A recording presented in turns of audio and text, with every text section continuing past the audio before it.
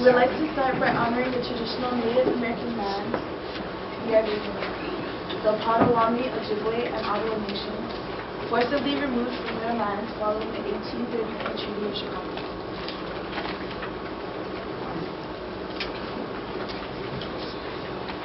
Hi, my name is Gail. My name is Judah. My name is Shane Brown. I'm born in the NBA, and I have a small phone for you guys. My name is Travis Edwards. I like acting, and I'm very handsome and kind. My name is Raheem, and I like playing basketball. I'm also sweet too. My name is Sakai, and I like playing football. My name is Rose, and I like to write. My name is Tyler, and I like to do homework. My name is Lamise, and I go to Rosedale High School of the Arts. My name is Delon Moss, 6'6", class of 2017. My name is Igor. I'm the youth worker at the Toronto Kiwanis Boys and Girls Club. My name is Nazmin. I'm from the Regent Park community and the youth I work with every day. My name is Ariana. Hi, my name is Lynn LaValle. I grew up in Regent Park as well, and I'm an associate director at Ryerson University, and I'm also on the board of the Toronto Kiwanis Boys and Girls Club, as well as Community Campus Partnerships for Health. I'm going to tell you a little bit about the Regent Park, the history of Regent Park. It was known in the 30s as Cabbage Town. Predominantly Irish immigrants were living there. It was a slum. It was known as a slum. So basically, they started the housing projects there. They redeveloped it in the 50s, 49, 50s, and this is more the Regent Park that we know. So this is the redevelopment that's going on now. It started about 7, 8 years ago, the first phase. Basically, it's an inner city, so it's downtown. So what it is things get sold off, so private organizations bought the land. A lot of the families moved out, and so a lot of families got displaced, and but they kept some of the families in the actual community, so it's mixed housing. So some of it's still community housing and some of it's privatized. These are some of the pictures that the one on the far right is the south side. So the south side was built, well, the north side was built first, and then the south side was built. Basically, it's the sale and the move wasn't really a choice for the community, like it was more forced upon, I feel. And I know it happens in a lot of different places. It happened in Chicago, it happened in a lot of different states. The Regent Park community itself was the first housing projects in North America of this size and its kind. So a lot of different places were built after, or the model of it. And yeah. Thank you.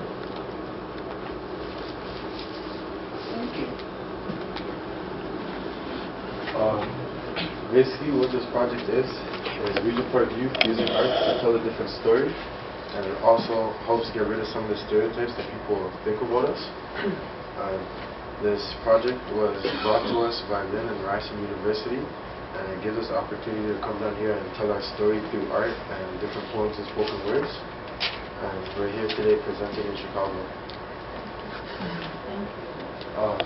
Toronto Boys and Girls Club and Ryerson University are partnered up, and we're all members of the club, and we all grew up in Regent Park.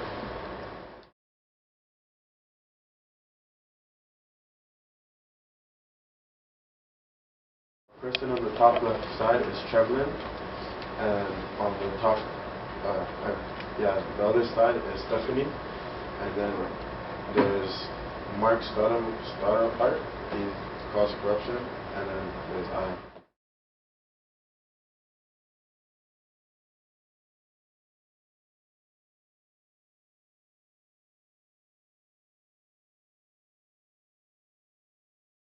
The picture that you guys are looking at is a picture of the front doors of our Boys and Girls Club. And the reason why I chose that picture is because, to me, it's a representation of, it's more like a symbol of like, a place, a safe place that I have and that we all have. And in the neighborhood, like, a lot of things happen, but like, when you come here, you know, like, it's always going to be a safe place. And the people inside the club always try to make it safe for us, so that's why I chose that picture.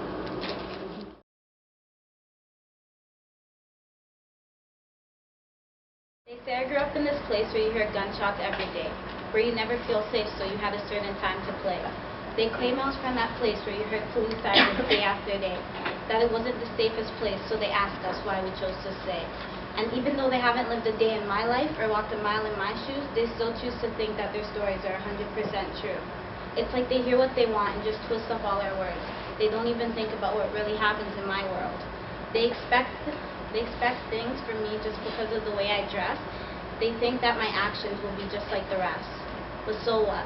So what if I own every pair of kicks but really can't stand the politics? So what if I listen to gangster music instead of country because it sounds sick? So what if you'll see me in ball shorts more often than a dress? So what if it's not the easiest place to live, but still I try my best? But so what? The reason why you may care about these things a little more than me is probably because that's all you people see. For you people can be as blind as a bat, and well, believe it or not, you treat us like rats. For where you may live, we may stay unseen, because we live in this place where you still haven't been. And although it doesn't show, we are much more than you know. You place us at the bottom of your little food chain and made it as if we are the predator. No, you are the predator and we are the prey. But what you don't know is you got it all wrong, for we are the eagle soaring, yeah, we're long gone. We're on our own path now, hoping it leads us to success, and even though it's a bumpy road, we just hope for the best. But that's what life is all about. It's ups and it's downs, and if you end up on the dark side, you can always turn around. I learned that when things don't go right, you still got the choice to go left, but you only have that choice if you push yourself to take the next step. I also learned that your families is the people in which you take pride, because no matter where you go, they're always by your side. And don't think that your family is limited to the ones with your blood, because family can be anyone that is loyal and is loved. In fact, I learned a lot of things, and these are just some, but I'm still 14 years young, hoping for more to come, and I'll never forget these things, whether they were simple or complex, like how 1 + 1 = 2, or one day is nothing like the rest. Thank you.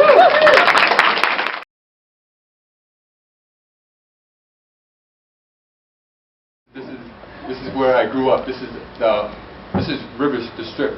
So River Street is what we call it. That's the house. It was 699 Dundas Street East. That was the house I lived at for the majority of my life. It means a lot to me for the simple fact of the things I learned there. And when someone asks me basically who are you? I just think of like a little kid on River Street. Like that's at the core of myself. That's what I remember. And the things I learned from my neighbors and my brothers and sisters that I grew up with, like that can't be replaced from like things like school or things like that. I learned more growing up here than I've ever did in any classroom. So basically, what I wanted to say about this is that's why I didn't just draw my house. I drew my neighbor because they meant a lot to me. Like I would spend just as much time in their house as I did in my own. Like when my parents are at work, I'm in their house and they're feeding me and they're doing the same thing back and forth, you know. So it was more of a community more than just you growing up alone. It was they were watching over everyone.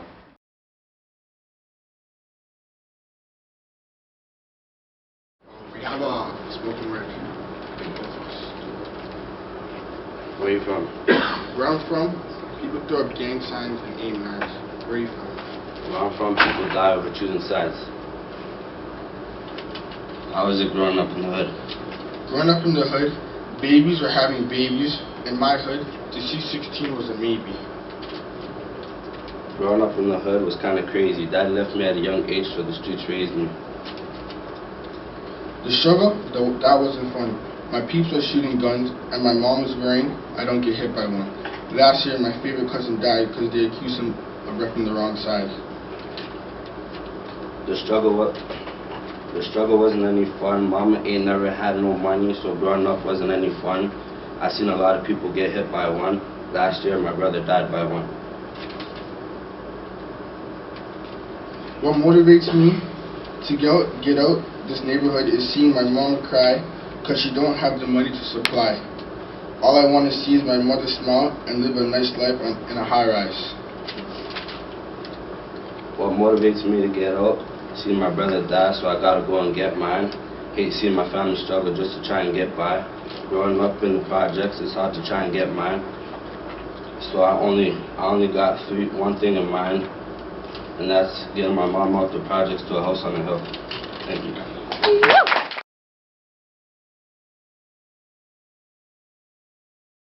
Regent, the home that made me who I am, the place I met true friends, a place that showed me true love, a home my grandma made for her family, the home where I lost family, a community that helped everyone when in grief, people who mentored me.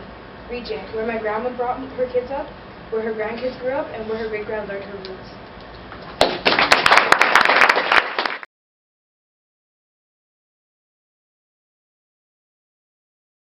So I did something a little bit different. I'm also in a fashion class at school, so I decided to use this project to do something that means something to me and just to work for the summertime. And well, I'll start with something about me. Growing up, people used to make fun of me from where I'm from, like my country, my parents, because they're immigrants. And before, I didn't really like I'm from Africa, so from Congo, and every time I used to go, like, by example, out, my mom used to be like, oh, like somewhere special, she was like, oh, here, wear something, and I'm like, no, people are going to make fun of me, because they used to do that, and some people still do, but I don't care anymore. I'm proud of where I'm from now. I don't care, like, if you can say anything, I'll just, like, you don't know where I'm from. I'm proud of where I'm from. I'm happy. So I did something in class. It was a project, and I did something for this too. So I took some fabric out of my mom's closet, and I made myself some summer shorts.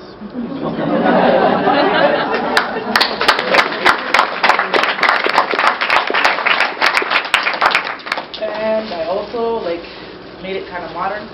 I took a pair of jeans, cut it up, put some pockets on it.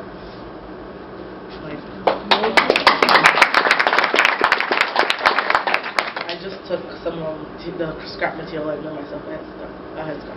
So, yeah. Well, I'm pretty much proud of where I'm from, so I don't care what anybody says anymore. Like, I'm happy, I'm proud. And I don't know, people should be proud of where they're from, because, like, they pretty much make you who you are.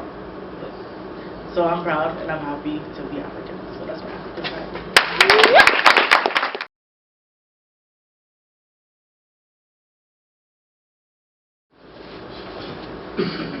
So for this picture, I chose to represent it as like he's looking back at flashbacks and memories, like memories of Regent. The picture is taken in K-Club, so the memories in K-Club, like either like whether it's good or bad, it was mostly good, but thinking and looking back. For this one, it was. This is my way of showing that you may know a person by name, but you don't know their story. It's also saying that you can't judge a book by its cover. And this one, the quote for this picture is, you can change the face of Ryerson Park, but it will always be Ryerson Park. And in this picture, you have the new buildings, that's the glass and the black, and in the reflection is the old buildings right across the street, but they're going to tear it down and make it new now. And you see the gates, the blue gates in the back, that's the construction. I guess it's just showing that they're tearing down the history of Ryerson Park, because it's been there for a long time, but even though they're tearing down the history of Ryerson Park, like it always been on Ryerson Park, the people are still the same.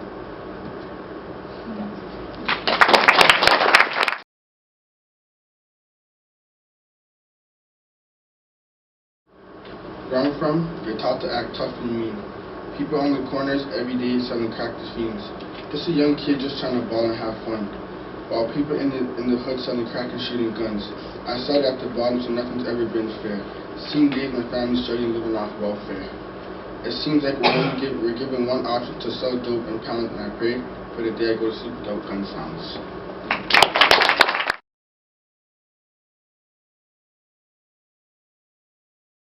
My monologue that I made, it was a little assignment in drama class, and I kind of based a little bit of it on my cousin, and he passed away in 2012. And yeah, so I'll be starting on the ground. People in the back, if you can't see me, feel free to stand up. Yeah.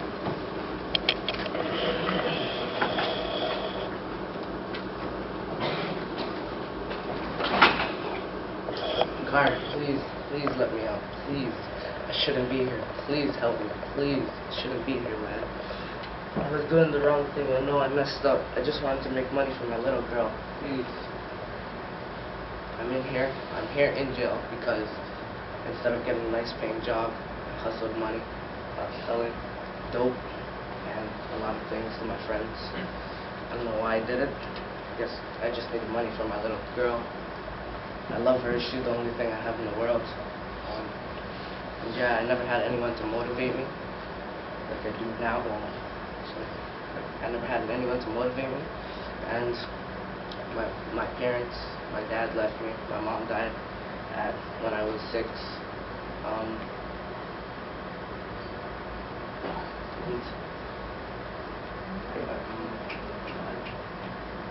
Mom died when I was 6. And my girlfriend left me, I guess. So yeah, my baby, that's all I want to get to. Just please help me try and get up.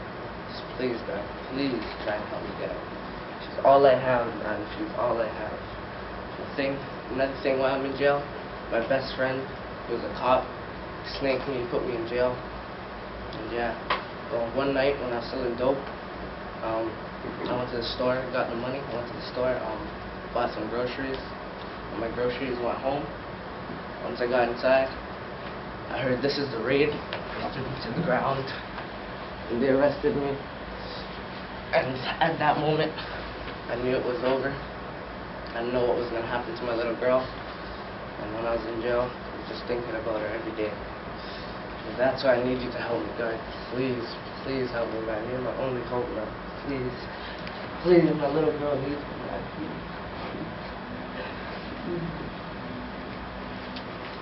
See you.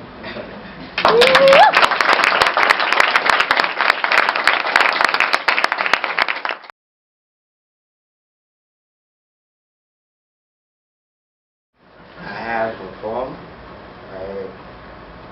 Sometimes when I'm alone, I cry, because I'm on my own. The tears I cry are bitter and warm. They flow with life but take no form. I cry because my heart is torn. I find it difficult to carry on. If I had an ear to confide in, I would cry among my treasured friends. The world moves fast and I would rather pass by than to stop and see what makes one cry. So painful and sad, and sometimes I cry.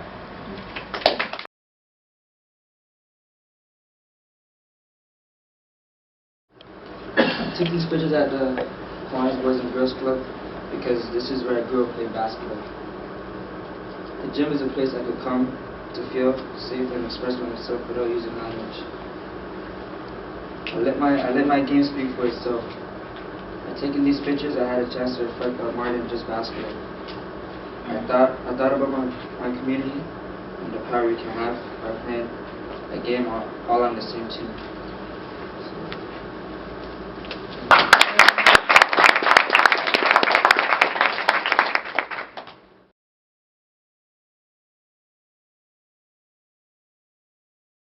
I'm actually a youth worker at the Toronto Kiwanis Boys and Girls Club, and as an outsider, I guess, because I actually didn't grow up in the community, I started working here in September with all these guys, and I want you guys to give a round of applause for them, because I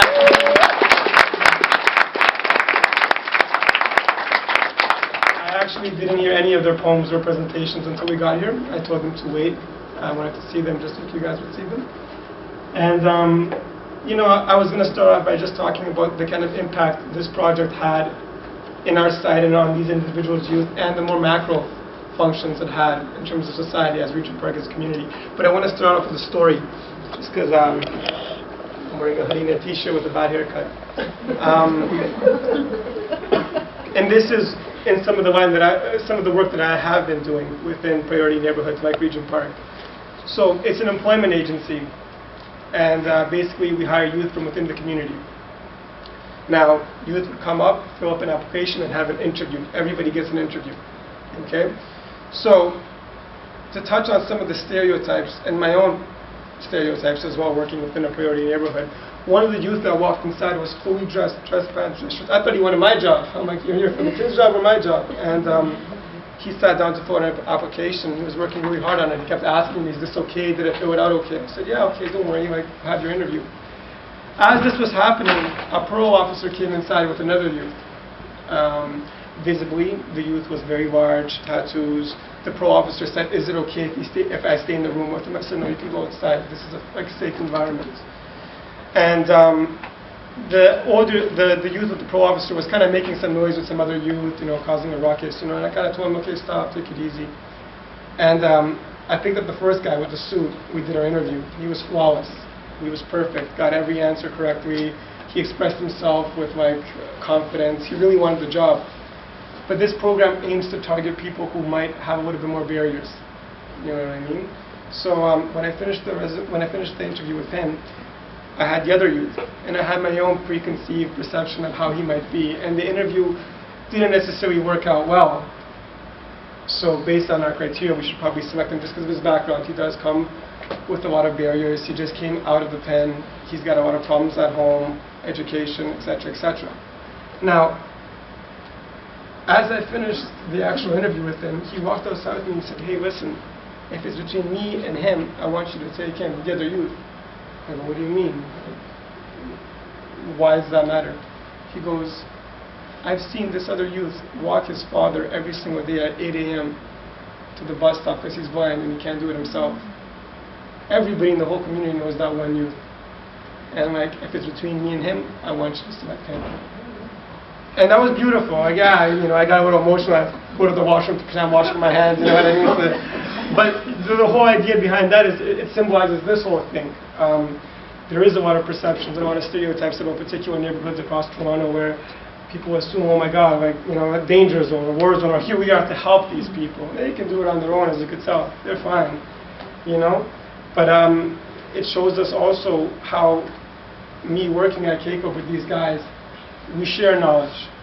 Even though I may be getting paid minimum wage, to work with these guys, I've learned so much through them. They have their voice. In this project, this is the first time I've actually seen some of these youth come up to me and say, hey, you know what? Do you want to hear my poem? I've been working on it for 2 weeks. Before that, just getting themselves to express how they feel about something was challenging for me. For this project, they all came together. They were all rehearsing before you guys came outside.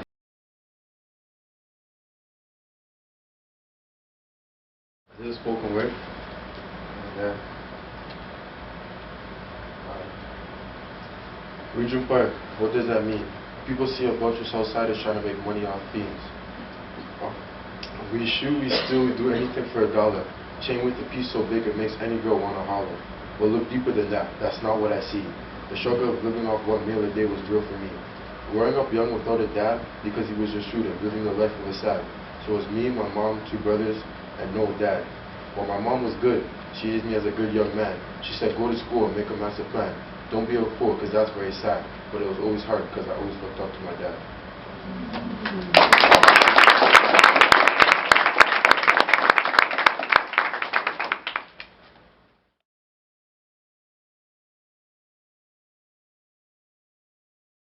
See, living in a big city, I'm only 15, but I got big dreams. See, every day was a struggle. I grew up without a father, mother always working. But even though she was always working, she couldn't buy me the things that I really wanted. But I can never blame her, because see, she's a single parent, and I know she tries her hardest. See, I grew up with 2 brothers and 2 sisters, so times were hard when it came to clothes that I really wanted. Started working at 14, breaking bread with family, and started buying things that I really wanted. Growing up in the hood is kind of crazy, because everywhere you go, you just kind of feel unwanted. People judge me because I come from a place where people shoot guns and sell drugs. So people looking in assume that kids from Regent Park are going to amount to nothing, because they see a bunch of... But they don't realize is that they sell drugs because sometimes it's hard to feed a family of 5. Smoking weed to try to forget about the pain, because sometimes it's just hard to try to get by. I guess people don't understand more if they walked in our shoes. It makes it even harder trying to be something, and you really started with none. See, I'm trying to paint you guys a perfect picture. Growing up in the struggles can make a person go crazy. Every day wondering when does it last. Constantly looking over your shoulder because someone's moving too fast. Always trying to spot those snakes in the grass. Always living in the past. Nah, I don't smoke weed or drink, try to forget about the pain and struggles I go through. I just use it all as motivation. See, I remember those days sometimes going to sleep with nothing to eat. I used to hate those days having to wear the same clothes for a week. And I can say it really bothers me, but you know what really bothers me is having to see my mother work day in and day out on her feet. So every day I wake up and tell myself I have to make this dream become a reality. Only live by 2 rules: family first, because that's all that really matters to me, and making my dream become a reality so I can feed my family. I'm done.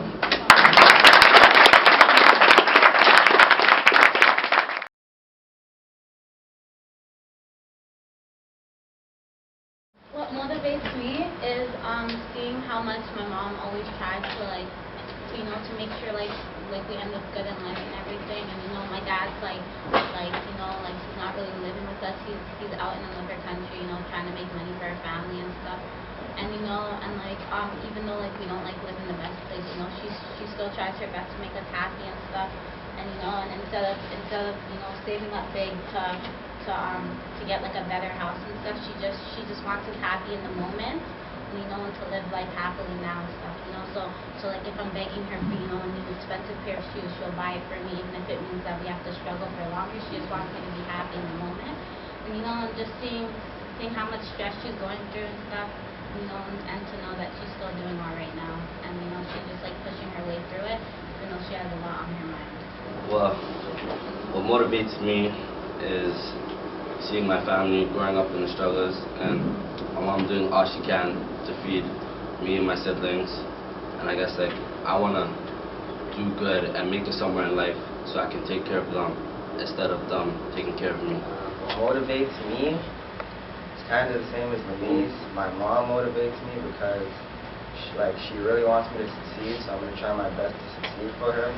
And my little brother, I don't want him to follow the bad track, so I'm trying to be a good role model for him.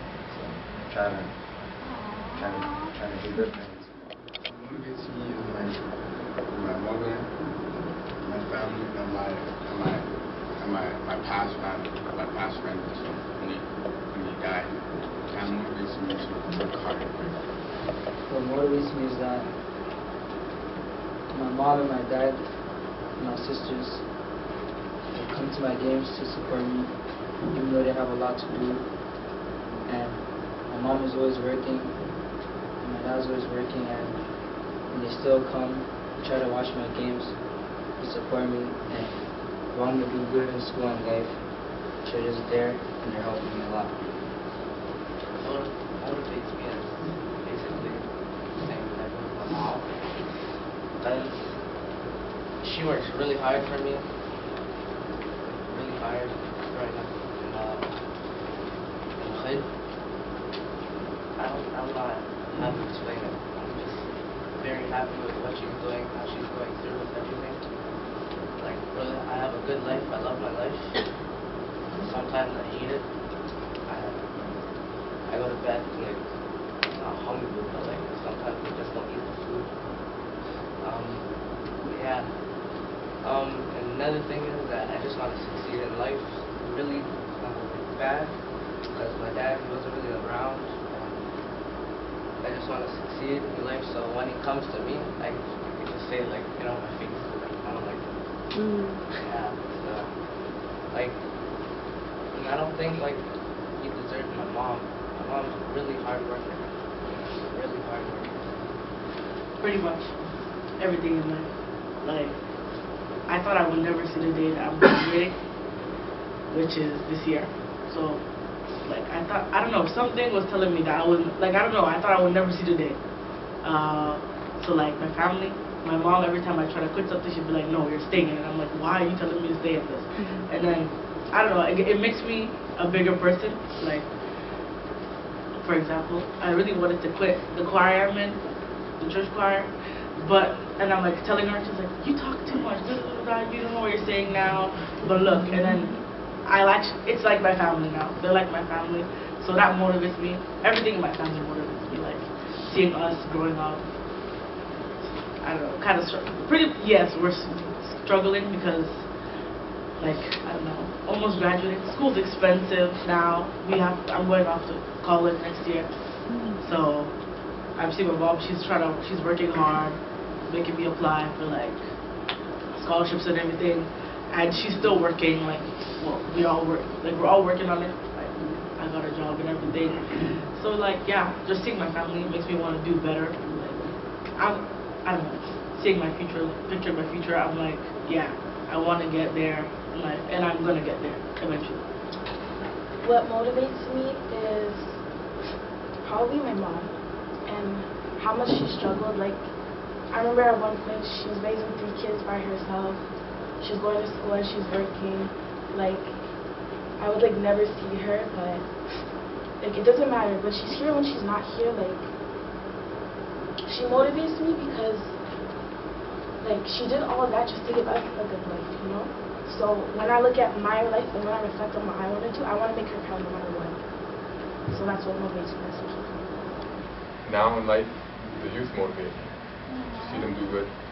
See the youth in the community grow up and watching them grow up and graduate and try to keep them on the right path as best I can. But as a kid, what motivated me was seeing other people do good and wanting to do the same thing as them. Because I was told a lot of things that I couldn't do. Teachers used to tell me, you ain't going to graduate, you're not going to go to college, you're not going to amount to much. But I just seen it as just motivation for me. A lot of people put barriers up. People put their fears on you and expect you to, like, oh no, you can't do that, because that's how they feel about themselves. But I just seen it like, because you can't do it doesn't mean I can't do it. So that motivates me to do different things in life. I have to say my mom, my great grandma, and my family, my cousin and my uncle that died. It just motivate like first, my uncle and my cousin, they motivate me because they didn't get that, like, you know, they didn't get to live now and have children or to graduate, and I want to succeed and do that for them and make them happy. And my grandma and my mom, they've always been through so much, and I'm glad that they're finally happy and they're going through positive paths. And yeah. What motivates me is when I was very young, my dad was an immigrant, and he came here. My grandma brought him, and he went to high school and he met my mom. And then right out of high school, my mom had my oldest brother, so she didn't get to go to college. My dad worked a lot, and then I was born.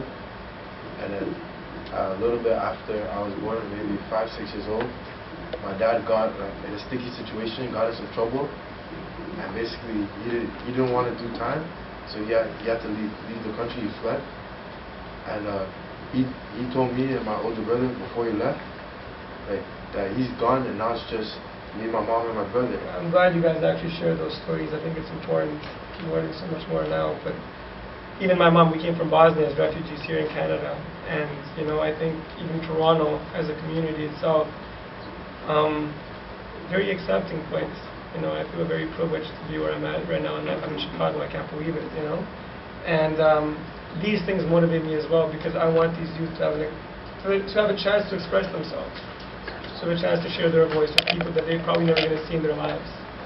You know, so thank you guys. I think it's mostly like the negativity, like when people look at you, like when people look at me like I'm stupid. My parents like always force me to go to school and not be lazy, and also stand up at Pick Club because I know I have someone shop. Just going to school and my friends. One thing about my friends, he's always proud of my goal. When he gets mad because maybe I would beat him in something or he would beat me. We argue. When he gets mad, he says, "Go drink your green juice or go play basketball." I just get very angry at him. I don't even like basketball. I don't play it. I like baseball. And yeah. I try not to retaliate because, you know, he's my friend. I don't want to break our friendship. I let him have the moment.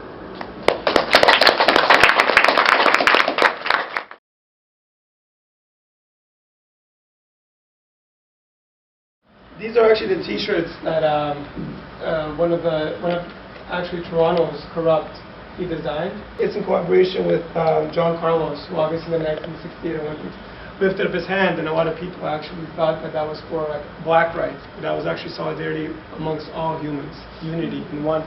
You can see in the t-shirts, there's kind of like a nice portrayal of multiple colors, which I think is pretty cool. Also, one thing I do want to say about the t-shirts as well, having the ability to actually take like an art medium and put it on a t-shirt and represent it to you guys, I think is important, because a lot of the times, a lot of the racial issues that happen in those neighborhoods, a lot of the more systemic issues, whether it's, I don't know, racism, feminism, they're not addressed.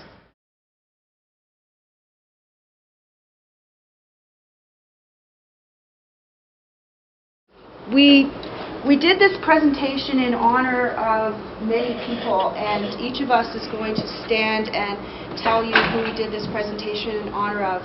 And I've done this presentation in honor of my godson, who was killed many years ago, but he was also from Regent Park, Rodney Brooks, and someone who just recently passed away, Shamar Paris, and also for Justin and Jerome Waterman. So what I'm seeing now is the youth that are dying are the children of my friends that I grew up with. So I just wanted to put that in honor of them.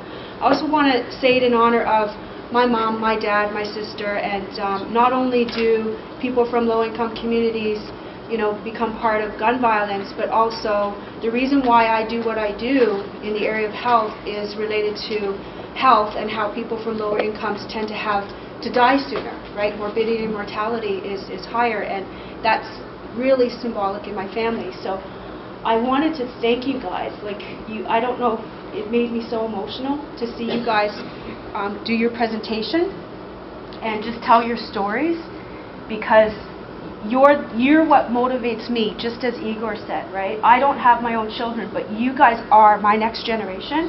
I have a grandson or a grandnephew, and I have nieces and nephews, and that's why I do what I do, and I do what I do for you guys as well. So I want to say chimigwech for all of you guys too. I just wanted to honor this to the community of Regent Park. So I'm real proud of you guys. Thank you guys for coming out here with me. I couldn't pick a better group of youth to come out here with, so thank you guys. My spoken word is in honor of my father. Mine is in honor of my family, and when I say my family, I don't just mean my parents and my two brothers. I mean like my whole family, like my extended family and my community, like the family that's not really related to me.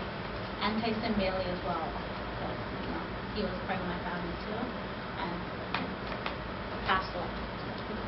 I did this in loving memory of my friend Tyson Bailey, who died a year ago. I did this for my family, and also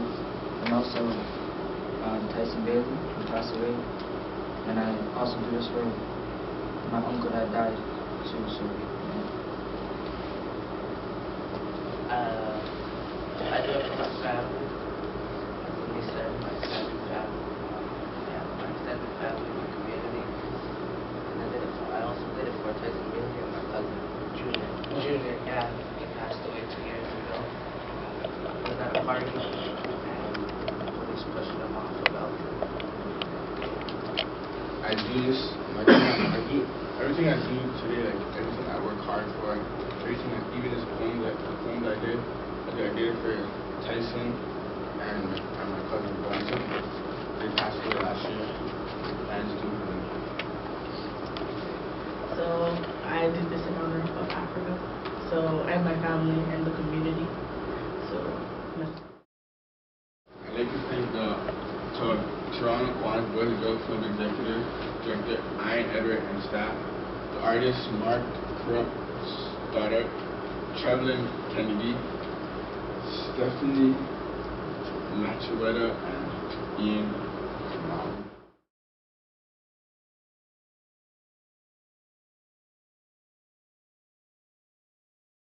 So that closes our presentation. If you guys have any questions, and I'm going to sit back down just because I don't want to have my back towards everything. Go ahead. I don't have a question, I just have a statement. And I just want to say to each and every one of you, the workers as well as the young people, that everything in this world was done with the word. and your spoken word and the voice that you brought today means much more to us than you'll ever know. You may not see our faces again, but we take some of that emotion from your words back to our communities and work with our youth through them. It gave me some encouragement. I work with youth and I work in ministry and I work with people who've been addicted and all of that stuff I do. But until you see the young people and I see the hope in you, then it motivated me. So I just wanted you to know that you didn't just come to Chicago to talk, but you came to motivate as well. God bless each and every one of you.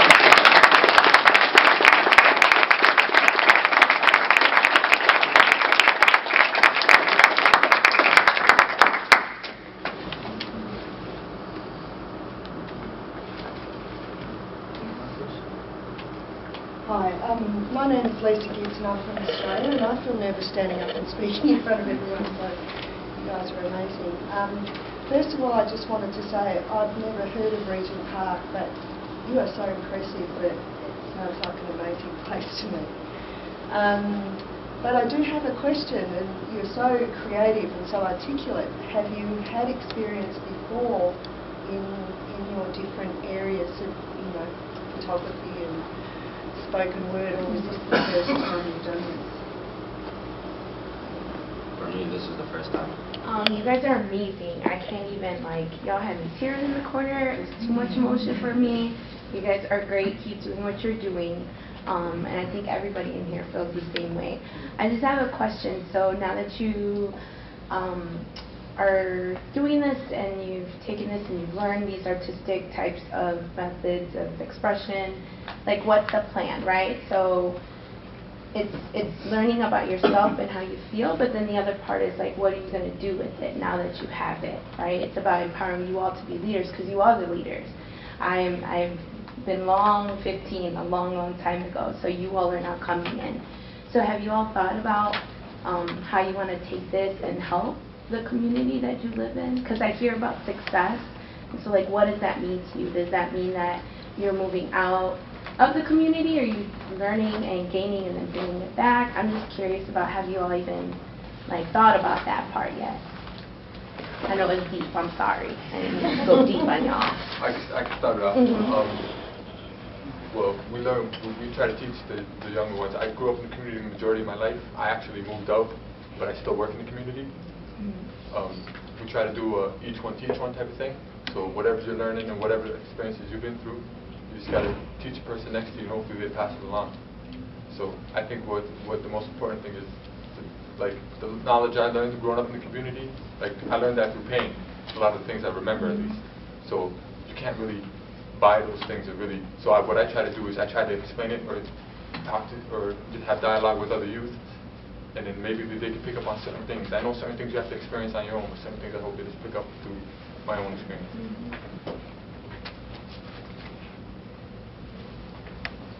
We are going to also have another large event in Toronto, right? Because the purpose of this is to try to change the stereotypes, right? And y'all mind if I share the story at the other night when you guys were walking? Sorry. Yeah? So you guys arrived here on Tuesday night and they went out and just went for a walk. It was already night, 8:30, it was already dark, a little dark, and they're on a bridge taking pictures. And a woman started to cross the bridge, and she looked and saw the group, and I think, Naz, you said something, said, no, you can walk through, and the woman turned around and went back. She went off to the side. Off to the side? Yeah, she walked on the other side of the bridge, really fast, get away. Yeah, she put her hood on and she turned around and she started walking really fast. And she just crossed over to the other side, and she walked on the other side of the bridge, away from us, as if she was, really scared. So we should have had little cards in her hand that said, please come to this presentation. We're going to do in Toronto to try to invite the media, the community, and really you guys are going to help plan that event. It might be in June, whenever it's going to be, but the whole purpose is to change people's perception of the youth from Regent Park. I know when I was growing up and I was trying to go find a job, I started working at 13, but when I started to really find a job, people would say, oh, where do you live? And I'd say, east of Yonge Street, and I'd say 208 Sackville Green, because doesn't that sound nice?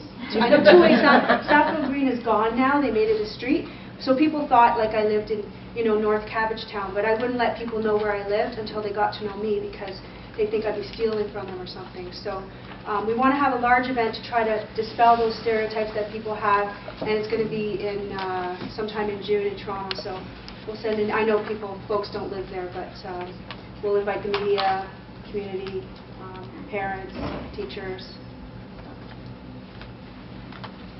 I'd like to say something. Well, I was going to cry the whole time. But I see beautiful people, talented, smart, grateful, just lovely people. And you're going to make big changes. And know that, stereotype and all that, don't take it personal.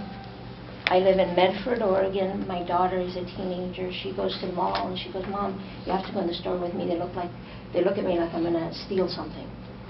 It's also age related. There's a lot of stereotypes. It's like your age, could be your color, it could be many things. So remember that. It's just ignorance of people, partly. But you're beautiful people. You're amazing poems, amazing things you've done. Keep it up. You're saying, I'm going to make my mama proud. Your mama is proud of you. I can tell. You're wonderful. We're also making DVDs, and you guys are going to have the final cut. Like you'll see all the clips, but we're going to get someone to put everything together. That's why we're videotaping it, and that's going to be broadly available as well. We have a question behind, and then in front. Hello, my name is Caleb. I'm a spoken word artist, and I'm also I use my arts for advocacy for similar type of communities. And I just wanted to say thank you all for deciding to use the arts as a way to do that. I really enjoyed what I heard, and I'm also would like to encourage you guys to, if the arts is something that you want to continue to do, especially young man, because I know you're in the drama class, right? Do whatever you can to develop your craft, because through that I'm learning the best way to make change is through communication, and the arts is really just about communication. So please continue to communicate, not just through the arts, but through talking to your friends and being an example of the change that you want in the world. And I think that will be great, regardless of whatever you decide success means for you, and to really, consider that success for you might be different than what society tells you success is, right? And also for you, my questions are twofold. What kind of feedback have you gotten from the community in Toronto from this project? And do you have any sort of metrics that you are able to identify that can be used to show, yes, these arts are definitely shifting culture and shifting belief systems about, our home? Yeah. Well, the project was funded by the Social Science and Humanities Research Council, so there's funding behind that, and it is a research project. So we're going to put together a DVD. We're going to publish different things, but primarily focusing on community-based publications, so it's getting to community. Like a lot of times academics will publish in university journals that only university can access, right? So, and really working with the youth to figure out how are we going to get this message across to make a difference. So I said I'm on the board of directors of the Toronto Kiwanis Boys and Girls Club. I'm working with there's a subgroup, like a fundraising subgroup. I'm working with that group. We just got a new building, and we're, like, capital campaigns, they're always in a deficit, right? So we're in a pretty significant deficit. So we, trying to fundraise for that as well to get funding for these programs. And I think, for me, it's had an impact already. Like, I think when I remember growing up in Regent Park and people said, oh, well, you have to demonstrate that this program works and there has to be so many people who are benefiting from it. And when I was one person, it works, right? So we, policymakers who can make a difference, we have to tell them, this is successful because of this, this, and this. So this is qualitative. It's not going to be about numbers, right? We're not giving numbers to people. If you want to collect numbers, we have people around this room who did not say the names of the people who have been killed. We would have been here for a little while. I know one person in particular had many names. Those are the numbers we want you to keep track of, right? Not these other numbers like, truancy or, things like that. Funding, it has to be stated as, you have to use a particular language. I hope that every single one of you takes a piece out of our story and goes off and shares it with someone else and help other people learn through us.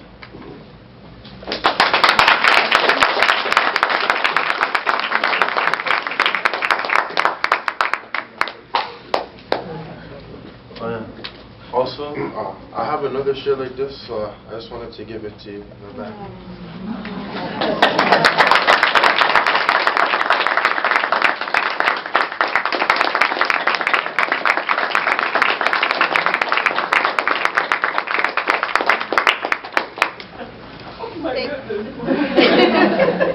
I just don't know what all this means to me today, and a whole bunch of y'all treasure this.